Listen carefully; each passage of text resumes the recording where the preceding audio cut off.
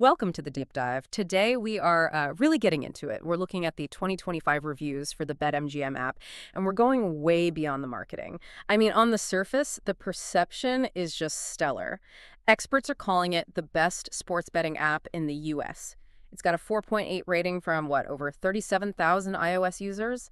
And of course, there's that huge $1,500 sign-up bonus they're always pushing. And, to be fair, the app itself, the operation of it is fantastic. It really is. It genuinely have the best sports coverage. More than any competitor in the U.S., the black and gold interface is super clean. Deposits are instant. Live betting is top tier. So if you're just looking at the features, it really does feel like the dream app. Okay, so let's unpack this. Because how do they keep that goodwill, that massive user rating, if the terms are as punitive as we've been hearing? Where does it all break down? The friction begins almost immediately.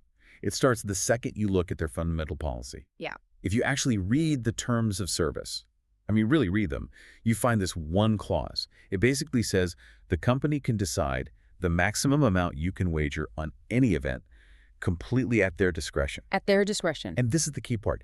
They don't have to give you any explanation for why they're doing it. Right, and this is where it gets really interesting. This is where you stop talking about the app's code and start talking about people's real experiences. We look through forums, Better Business Bureau complaints, and a very clear pattern pops up. You see multiple users saying their accounts got restricted, not for fraud, not for breaking rules, but simply for winning consistently. They just get too good, and the platform basically says, okay, that's enough. Exactly. And the contrast is just, it's striking. Get this. One sports bettor said his account limit was suddenly dropped to $12.43. $12.43, that's so specific. Right. And this happened the exact same week that BetMGM was on Twitter, bragging about someone else placing a $362,000 bet. It sends a pretty clear message about who they want on their platform. Wow. Yeah, it does. And this friction, it's not just about placing bets, is it? What about when people try to get their money out? That's the other major complaint. People's funds get held for weeks, sometimes longer, in these vague security reviews. And customer service, they just read from a script. They talk about relevant teams that are looking into it. One user came up with a great phrase for it. He said those teams operate on geological timescales. Geological timescales, that's good. It feels like the delay is a feature, not a bug.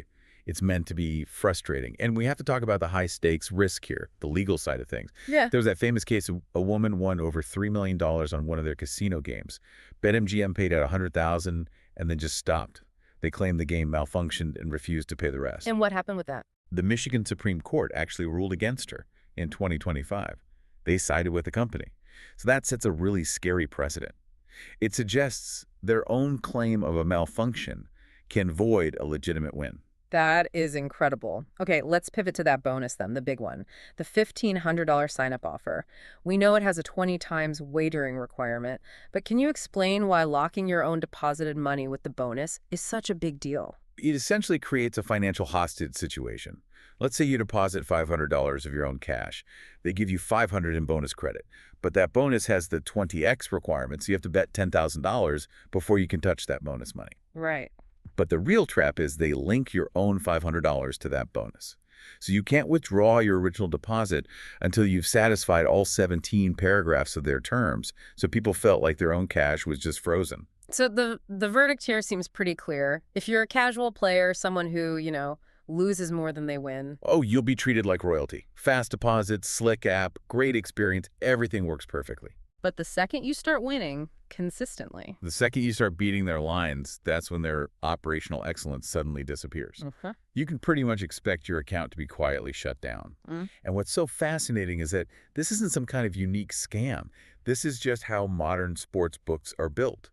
They are engineered to protect profits above all else. So what this all means is the BetMGM app is perfect until you get too good at using it. The whole system is designed for volume and for player loss, not for your success. Which leaves you with a really provocative thought. If a company can silently change the rules for its most successful customers, what other apps are doing that? What other digital platforms might be limiting you, not because you broke a rule, but just to maximize their own revenue? Are you being optimized out of success somewhere else? Something to think about.